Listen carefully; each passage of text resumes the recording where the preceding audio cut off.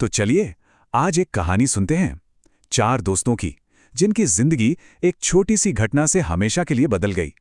देखिए, ये सिर्फ उनकी कहानी नहीं है, ये उन लाखों लोगों के सपने की कहानी है जो एक बेहतर कल की तलाश में अपने गांव छोड़कर शहर आते हैं। कहानी का सबसे बड़ा सवाल यही है कि क्या ये चार दोस्त जो बड़े शहर की चकाचौंध में अपनी किस्मत आजमाने आए हैं, उन मुश्किलों को पार कर पाएंगे जो उनके सपनों के रास्ते में खड़े हैं।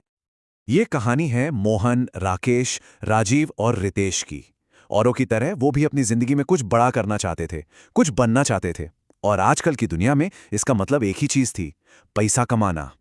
मतलब चारों एक ही नाव पर सवार थे, सबका सपना एक ही था, गांव की जिंदगी पीछे छोड़कर शहर में अपनी एक पहचान बनानी है। पर शहर ने बाहें फैलाकर उनका स्वागत नहीं किया। उसने उन्हें वो कड़वी सच्चाई दिखाई जिसका सामना गांव से आने वाले लगभग हर इंसान को करना पड़ता है। उन्हें काम के लिए गली गली, कोने कोने भटकना पड़ा। उनके शुरुआती दिन बहुत ही मुश्किल थे।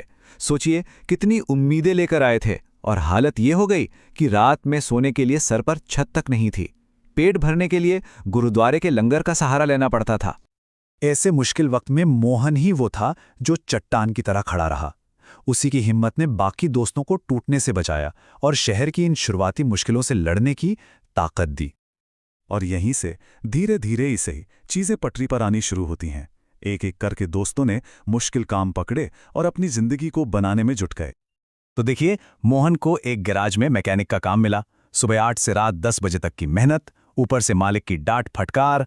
राजीव को अस्पताल में एम्बुलेंस और शववाहन चलाने का काम मिला, जो उसे बिल्कुल पसंद नहीं था पर मजबूरी थी। राकेश थोड़ा बातूनी था, तो उसे मॉल में ग्राहकों की मदद करने का काम मिल गया।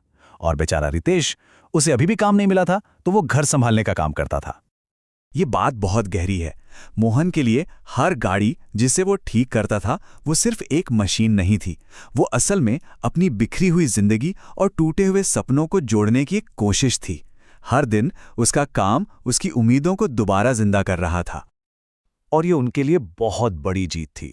सोचिए, बेघर होने से लेकर एक घर होने तक का सफर, ये उनकी दिन रात की मेहनत का फल था।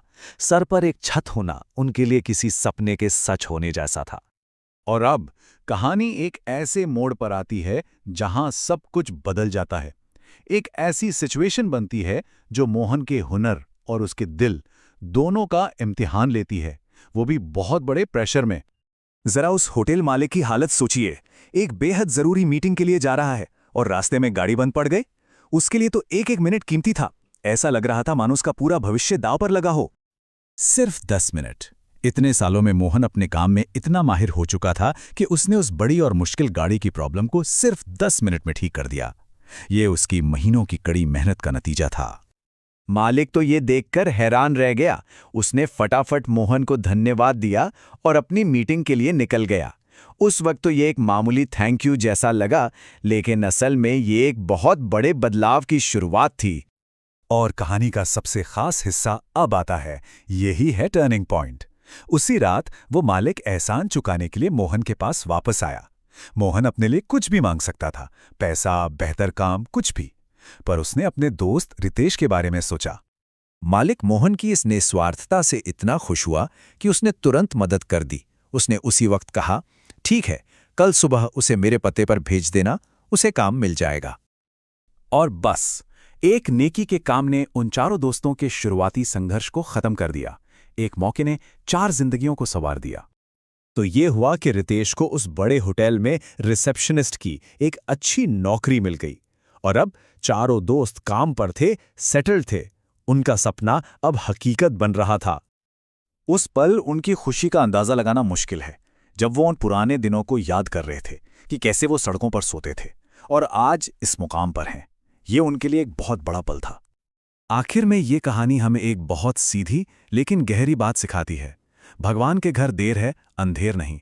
अगर आपकी नीयत साफ हो और मेहनत सच्ची हो तो उसका फल आज नहीं तो कल जरूर मिलता है। लेकिन ये अंत नहीं है, ये तो बस शुरुआत का अंत है। असली कहानी तो अब शुरू होगी।